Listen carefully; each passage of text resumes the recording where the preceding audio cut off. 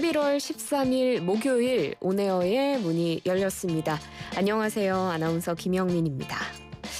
오늘 대학 수학능력시험 날이죠.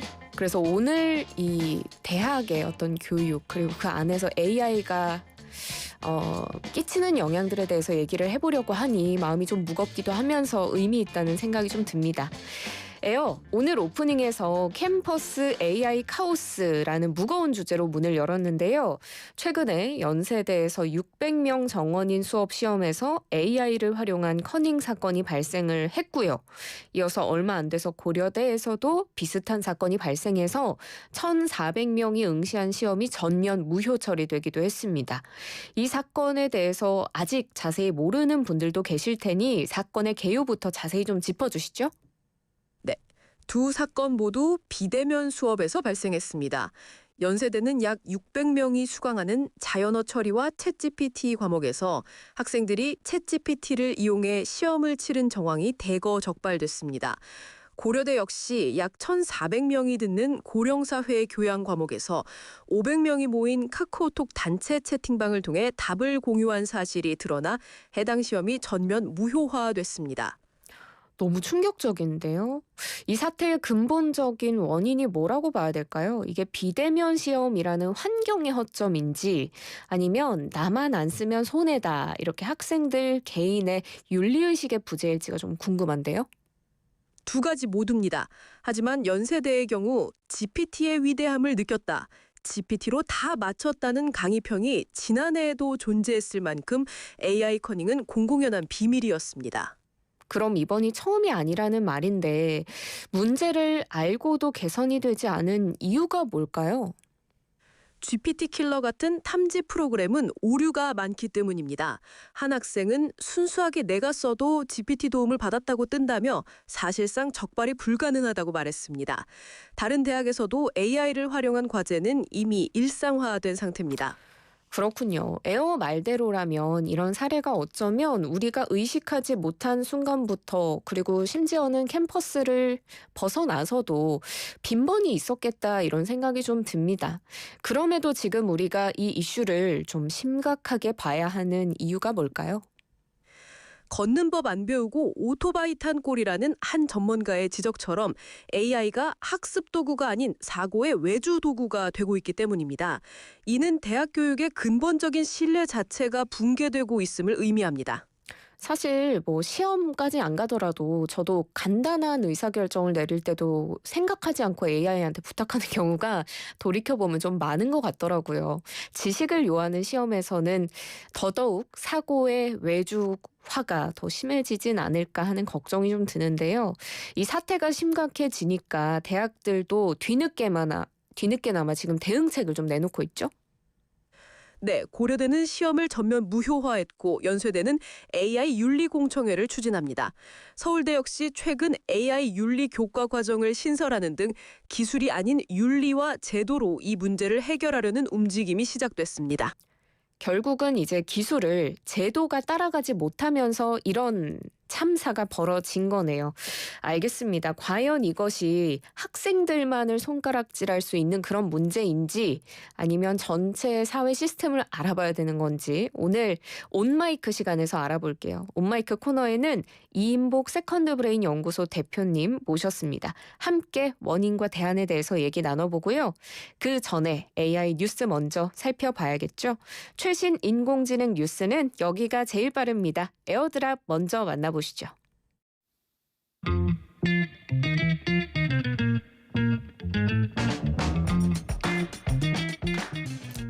온에어의 메인 토크 시간이죠. 온마이크입니다. 최근 연세대와 고려대에서 AI 집단 커닝 사태가 터지면서 대학가가 말 그대로 발칵 뒤집어졌습니다. 나만 안 쓰면 손해다 이런 심리가 만연한 가운데 600명 중에 200명 가까운 학생이 커닝을 했다라고 답할 정도로 AI 윤리가 무너져 있는 상태인데요. 과연 이번 사태는 새로운 교육 방식을 요구하는 어떤 신호일까요? 아니면 AI로 드러난 윤리의식의 민낯을 보여주는 사건일까요? 오늘 AI와 인간의 공존을 연구해 오신 분 모셨습니다. 세컨드브레인 연구소 이인복 대표와 이야기 나눠보겠습니다. 전화로 연결돼 있습니다. 대표님 안녕하세요. 네, 안녕하세요. 대표님 또 뵙습니다. 네, 안녕하세요. 대표님, 이번 뉴스 집단 커닝 사태 뉴스 보셨죠? 네네. 그 집단 부정행위가 거의 수백 명 단위, 약간 조직적이라고 느껴질 만큼 대량으로 발생했는데 전문가로서 보시기에 이 사태를 처음에 접하고 어떠셨어요? 처음에는 이제 제대로 봤던 건 아니라서 이 소식만 봤을 때는 되게 놀랐었어요. 음, 어떻게 저런 일이 있을 수 있을까? 컨닝하는 게 마음에 드나? 그 두 번째는 그 인원수가 너무 많다 보니까 맞아요. 이 수강하는 인원 자체가 굉장히 많고 이 수업 자체를 진행하는 것도 되게 어려웠었겠다. 이 생각만 먼저 들었었다가 이제 나중에 그 AI를 좀 어떻게 썼고 시험하는 방식을 보고 나니까 또 여러 생각이 들더라고요.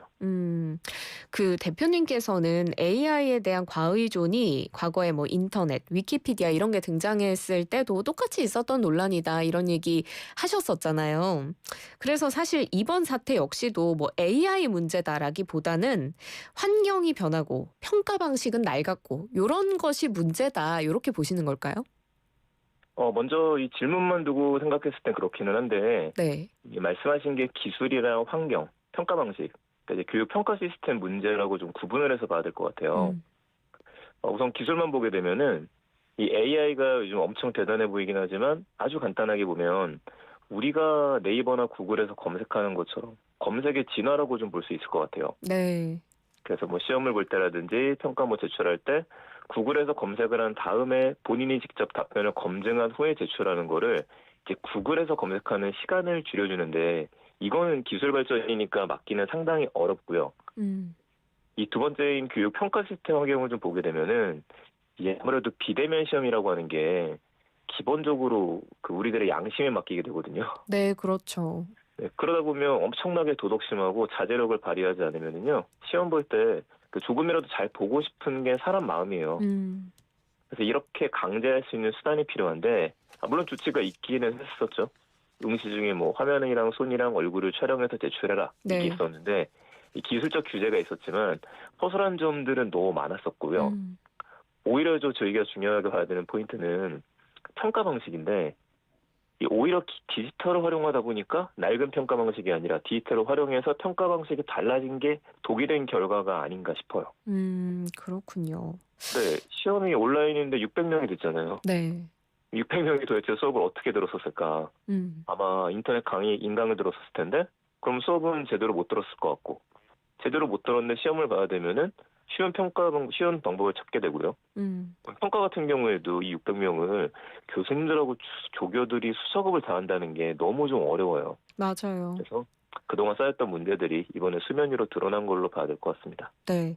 사실 제 답변을 듣고 생각을 해보면 이 네. 모든 것이 결과론적으로는 학생들이 커닝을 했다 이렇게 되지만 그 과정을 되짚어 보면 이렇게 될 수밖에 없었던 다양한 환경들이 존재했다 이렇게 보시는 거네요. 네네, 맞습니다. 네. 이게 근데 사실은 어찌됐든 커닝은 하면 안 되는 일인데 잘못된 거긴 하잖아요. 아무리 네네. 뭐 대규모 강의였다고는 하지만. 근데 이제 좀 심각한 것들은 또 학생들의 반응입니다. 이게 뭐 나만 안 쓰면 손해다. GPT만 돌리면 A 플러스 보장입니다. 뭐 이런 글 제가 인터넷에서 보기도 했거든요. 네네. 그래서 뭔가 학생들의 윤리의식이 점점 더 떨어지고 있는 건가? 이런 우려도 되고요. 어떻게 보세요? 일단은 잘못한 게 맞죠. 시험이라는 게 규칙이 있고 뭐 GPT를 써도 된다 이 말이 있었던 게 아니잖아요. 네. 뭐 제재 장치도 있었으니까 이게 부정의가 아니다. 이건 아니에요. 부정의는 맞아요. 음. 근데 이것 때문에 학생들의 죄책감이 예전과 다르게 희박해지거나 양심이 없는 거 아니냐. 이렇게 비난할 만한 일은 아닌 것 같아요. 음.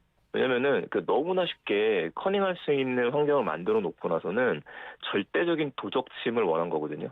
그러네요. 그럼 네. 우리가 보는 건 구조적인 결함이라고 봐야 돼요. 이번에 봤던 시험이 우리가 도덕심 평가하는 건 아니잖아요. 음. 만약에 그러면은 양심적으로 봤던 사람들한테는 뭐 가점을 준다라든지 이런 게 있어야 되는데 그런 것도 아니었었을 것 같아요. 네. 이래서 이번에 이 학생들에 대한 문제뿐만 아니라 예전에 우리 족보를 생각하셔도 됩니다. 음. 족보 안 찾아보신 분들은 없으실 거고 이거 얻는 사람들은 소수였었고 그렇지 않으면 소외를 당했었거든요. 네. 이 똑같은 잣대라고 하는 걸 생각해야 될 것 같고요. 그래서 뭐 교수님도 마찬가지지만 우리가 생각할 게 좀 많을 것 같습니다. 그 뭐랄까요? 학교 입장에서는 네. 이렇게 대규모 강좌를 여는 것이 좀 불가피한 상황이었을 수 있을 것 같아요. 네네. 그러면 이건 바꿀 수 없다고 하더라도 뭐 몇백 명이 듣는 강의 이거는 오케이 하더라도 그럼 이 사람들한테 가장 공정하고 어느 정도 감독할 수 있는 제도까지 만들어주면서 시험을 치르게 하려면 어떻게 해야 될까요, 그러면? 이게 좀 어려운 문제이기는 한데 아무래도 AI를 쓰는 것 자체를 바꿀 수는 없어요. 음, 그래서 우리가 이제 외국 사례들도 있고 여러 가지 사례가 있기는 해서 이제 윤리적인 기준부터 시작해서 생각할 게 많죠. 네. 제일 먼저 생각해야 되는 것 자체가 학교에서는 기본적인 제재에 대한 것들 앞으로 AI를 어떻게 쓰면 좋다라고 하는 기준점을 정하는 게 제일 좋을 것 같아요. 음, 일단 지금 600명씩 듣는 강의를 줄이는 게 최우선이기는 하지만 이제 그거는 이제 학교 시스템에 대한 문제니까 그렇죠. 네, 우선 이제 이쪽 부분만 좀 얘기 드리면 그 AI를 쓰면 어떻게 좋다라는 얘기를 해야 되는데 여기서도 중요한 문제는 그 학생들한테만 강요할 건 아닌 것 같아요. 음, 그러니까 학교가 먼저 학교 내에서 선생님들, 교수님들께서 아니면 학교 전체적으로 학생들도 어떤 식으로 AI를 써야 된다 혹은 쓰지 말아라 가이드라인이 있어야 되고 전 이번에 굉장히 좋은 기회라고 생각하는 게 이 윤리적 기준이 대학교 쪽에서 한번 정해지게 되면은요 뭐 사회 전반적으로 생각할 문제가 많아요. 음, 그리고 이방인은 제가 요거 이야기 드리면 좀 이야기 드리면 아마도 지금 학교들이 본격적으로 논의를 시작하지 않습니까? 네. 이 윤리 공청회를 할 때 해외 사례를 많이 찾으려고 할 거예요. 음, 근데 우리나라가 그 IT 강국이잖아요. 맞아요. 저희가 선도하고 있죠. 네, 다른 것보다도 활용하는 것만큼은 정말 잘하거든요. 어떤 수단과 방법을 가리지 않고서 AI를 활용하거나 이런 것도 활용을 잘합니다. 그렇다면 우리나라에서 이 사례에 대한 것들을 먼저 제대로 만드는 것도 괜찮을 것 같아요. 음, 그래서 이왕이면은 학교에서 기본적인 제재를 정하고 나머지는 풀어주는 방식 그리고 평가를 제대로 해요. 네. AI를 활용하지만 주장에 명확한 근거가 있어야 되고 음, AI를 썼던 거에 대해서 책임은 근거 자료가 미비했거나 논리적인 오류가 있거나 이거는 본인이 지는 걸로 좀 가야 돼요. 아, 그렇군요. 네, 전 그게 좀 맞다고 봅니다. 저도 지금 학교를 다니거든요. 근데 이제 네. 시작하기 전에 AI 활용이 가능한지 아닌지 여부를 미리 고지를 해주시더라고요, 요즘은. 네네. 근데 저는 이번 학기에 AI 활용이 모든 영역에서 가능합니다. 단 어떤 AI를 활용했는지 그리고 어떤 프롬프트를 썼는지를 출처를 밝히라 이렇게 얘기를 하시더라고요. 네네. 그런 식으로 흐름이 좀 바뀔 수도 있겠다는 생각이 많이 듭니다. 근데 한계는 있을 네, 거예요. 네. 한계가 있을 거라고요? 네네. 네, 어떤 거죠? 왜냐하면 지금이야 우리가 AI 프롬프트를 어떻게 썼습니다, 어떤 AI를 썼습니다 이게 되긴 하는데 네. 요즘 흐름을 보게 되면은 그 구글도 마찬가지고 뭐 네이버도 마찬가지고 이제는 검색창 내에 그냥 AI가 들어가요. 맞아요. 그러면은 구글에서 검색했음 이렇게 되는 맞아요. 말이 좀 안 되는 거죠. 좀 두루뭉술하게 적게 되기는 하더라고요. 워낙에 네, 그럴 수밖에 AI가 없어요. 제공을 많이 교수님들 해주다 보니. 입장에서 교수님들도 강의 계획서 뭐 짜실 때 AI 많이 쓰시거든요. 그럼 교수님들도 내가 어디서부터 어디까지를 AI를 썼다. 이건 좀 애매한 부분이 돼요. 그렇죠. 그리고 사실 AI가 쓴 걸 그대로 베끼는 사람보다는 그걸 활용해서 재창조하는 경우가 더 많잖아요. 그래서 완벽한 네. 출처를 밝히기가 참 쉽지 않겠다는 생각도 좀 드네요. 네, 맞습니다. 만약에 이제 AI를 쓰지 말아라라고 하는 네. 어떤 강좌나 시험에서는 제가 단순히 생각하기로는 그 요새는 AI를 걸러주는 프로그램들도 많다고 네. 들어서 그런 걸로 걸러서 F 주면 되지 않나? 이런 생각도 좀 들거든요. 네. 안 되나요? 이게 쉽지 않아요. 아, 이게 창과 방패의 싸움인데 네. 이미 예전에도 레포트 킬러 이런 것들도 있었고 맞아요. 요즘에는 GPT 킬러라고만 검색해도 사이트가 꽤 많이 나올 거예요. 저도 이것 때문에 어제도 제가 다시 한번 확인해봤었는데 AI가 쓴 글을 집어넣으니까 AI가 쓴 글입니다. 78% 정도 나왔어요. 그러네요. 그런데 예, 예. 제가 요즘에 쓰는 책이 있어갖고 그 쓴 문장을 갖다가 복사를 해서 집어넣고 돌리니까 81%라고 나옵니다. AI세요, 대표님? 제가 썼거든요. 이 근본적인 대안은 될 수가 없어요. 탐지 기술은 언제나 해결책은 생기기 때문에. 그래서 좀 본연으로 돌아갔으면 좋겠어요. 그렇군요. 우리가 공부를 하는 이유나 시험을 보는 이유가 이게 성적을 정확하게 매기는 것도 있지만 그 전에 앞서게 되면은 우리 이해도를 보는 거잖아요. 그렇죠. 제대로 수업을 들었는지 이 수업을 들었으면은 어떻게 생각을 하는지 이거를 어떻게 활용을 할 것인가. 이 부분에 대한 거를 이제 AI를 써도 되는데 그래서 당신의 생각이 뭐냐. 그래서 어떤 질문 앞으로 던질 수 있고 어떤 쪽으로 활용을 할 거냐. 이 부분이 강조가 돼야 돼요. 그렇군요. 이럴 때일수록 혼란할수록 본질로 돌아가야 된다는 이야기 해주셨습니다. 네, 맞습니다. 이제 궁금한 게 우리나라는 이렇게 대혼란을 겪고 있는데 혹시 나라 밖으로 눈을 돌려보면 해외 사례들은 어떤지 지금 해외는 어떻게 이를 해결하고 있는지가 좀 궁금하더라고요. 이게 그 GPT가 나오고 나서 이제 겨우 2년 정도? 그 정도가 됐잖아요. 네. 한 1년 정도 전에는 이제 모든 사람들이 혼란스러웠었고 이제 올해부터는 어떻게 쓰면 좋을까 수많은 활용법이 나오기 시작했단 말이에요. 그러니까 대형도 각각인데 뭐 옥스퍼드 같은 경우에는 학생들하고 교직원들한테 GPT 접근 권한을 제공을 했죠. 하버드 같은 경우는 강의 계획서를 쓰게 되면 AI 활용을 원칙을 명시해라. 이런 식으로 쭉 나오긴 해요. 네. 심지어 어떤 대학교는 그 교수님들께서 수강생의 로그 기록까지 확인하고 PC에 프로그램 설치를 합니다. 이러면은 이 친구가 AI를 썼거나 안 썼거나를 볼 수 있는 것들인데 이게 다시 얘기드리면 쉽지 않고요. 그렇죠. 오히려 바뀌는 추세들을 보게 되면은 공통적으로 나오는 것들은 객관식처럼 단순하게 암기되는 시험을 보기보다는 분석하는 것들, 토론하는 것들, 어떻게 성과를 바꿨는지 프로젝트를 직접 이야기할 수 있는 것들, 이쪽 부분이 강조가 되고 있는 추세예요. 그렇군요. 사실 챗 GPT라는 거 제가 처음 들었을 때 네. 무슨 뭐 주식 용어인가? 막 이랬어요. 이름도 너무 어렵고 이게 뭔가 했는데 이제는 저는 GPT 없으면 살 수 없는 사람이 된 게 2년밖에 안 됐다니 굉장히 예, 많이 있습니다. 놀랍습니다.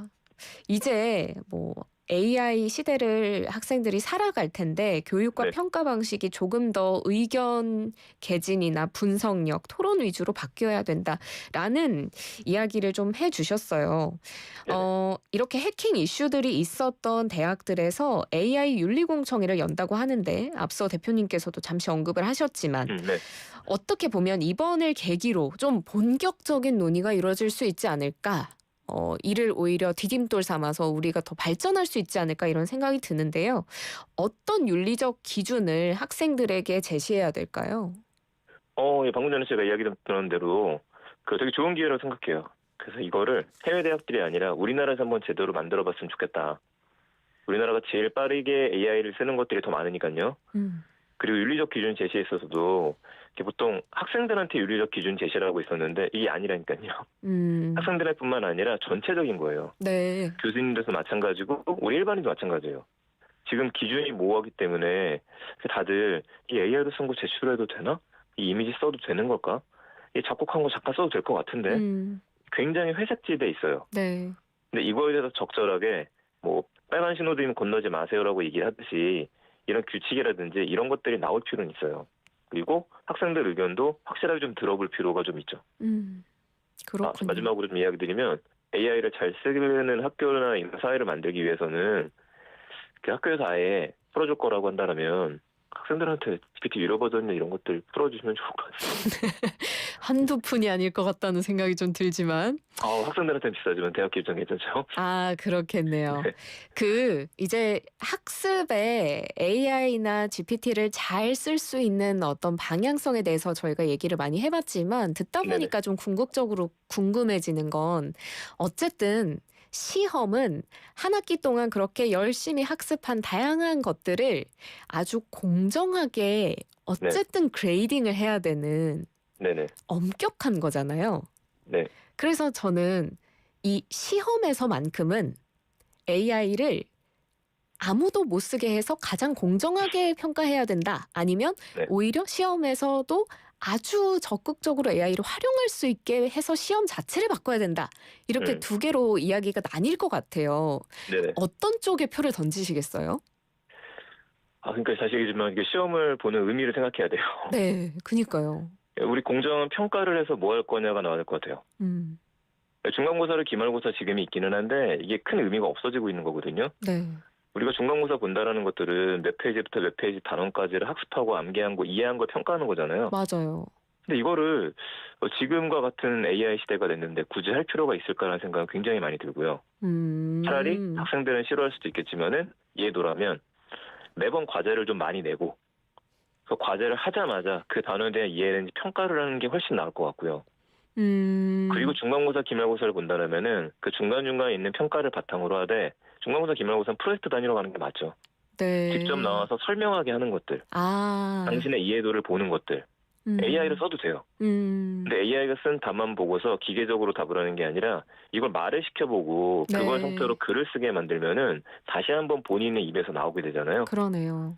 그게 제일 중요할 거라고 생각을 해요. 그래서 이왕이면 이번 퀴즈로 조금씩 바뀌겠지만 시험이라는 것 전체도 한번 고민해 볼 필요가 있지 않나 싶습니다. 네. AI가 없는 세상을 만들 수는 없으니 AI를 활용한 사람들이 더욱더 이제 논리적으로 똑똑해지는 그런 세상이 되어야겠다. 이런 식으로 이야기해 주신 것 같습니다.